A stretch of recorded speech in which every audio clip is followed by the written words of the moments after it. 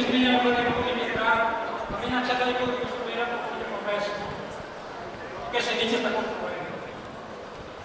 Ma cosa hanno fatto gli europei di meglio in tema di accoglienza? Cosa stanno facendo gli europei? Gli europei hanno versato miliardi di euro alla Turchia di Erdogan, che ammazza i turchi in patria, i turchi e i curdi in patria, e partecipa alla mattanza siriana.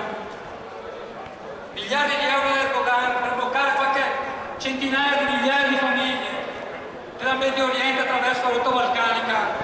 Vogliono arrivare, certo, al sogno europeo. E cosa sta facendo in Libia? Lo dicevano i compagni prima. Soprattutto l'Italia sta finanziando le tribù del Fezzan che campano sulla tratta degli immigrati. Stanno creando dei campi di concentramento nel deserto. Questo sta facendo, questa è l'accoglienza dell'Europa dei diritti civili. Questa è l'accoglienza di chi sta proponendo il sogno europeo.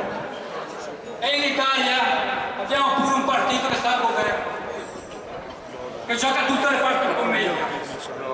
Organizza la tratta e il respingimento dei migranti nel deserto libico, finanziando e armando gli ex guerre di Vietnam. E poi a Milano prepara